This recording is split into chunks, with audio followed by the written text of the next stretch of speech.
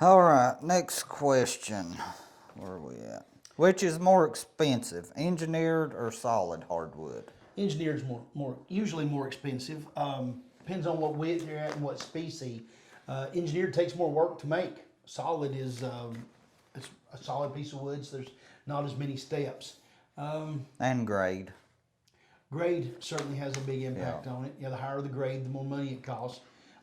That's the neat thing. We sell a tremendous amount of cabin grade flooring, and what's neat about flooring is it's graded after it's made. Okay, so they don't say, "Hey, we're making cabin today. Let's go with 5 plies instead of 8," or "Let's cut down on the aluminum oxide." It doesn't work that way. Okay, it's all cut from the same trees. It's all kilned in the same kiln, it's all milled on the same mill, it's made on the same line, and then it's finished on the same line. And then they look at it and say, hey, this board has a small knot in it. This board has a colored streak in it. This board has a wormhole. It goes into cabin. And when it goes to cabin, it knocks like 70% off the price of that board.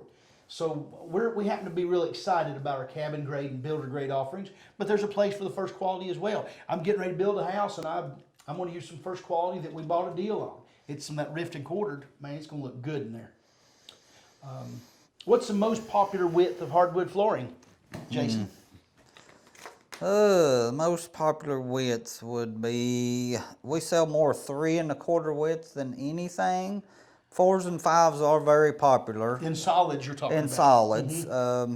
When you get up into the 5s and solids, you are more apt to see a cupping issue, which I think we've covered in another video.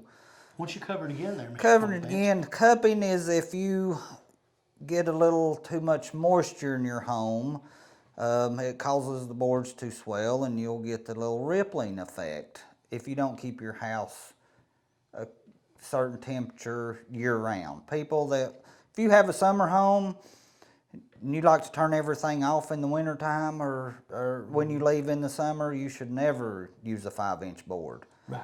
In that case, you should use engineered anyway. In engineered, exactly right. You can use a wider board, and you're much less apt to have that problem. Right. Solid woods are much more susceptible to moisture changes. The wider they are, exponentially more susceptible. When you, if you're one of those folks that likes to open the doors and windows in the spring and let the wind blow through, don't buy solid. No, right? Your floor's gonna cup. I've probably seen 1,000 cup floors in my life.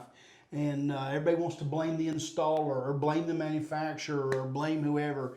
The fact is, if a floor cups after it's been installed more than a month, it's your fault. Okay? Turn your air conditioner on. Close the doors and windows. It's only caused by change in moisture. That's the only thing that causes cupping. So, stay away from wide solids if you like. Stay away from solid completely, but definitely don't go wider than 3 1/4 if you have moisture issues. Right. All right.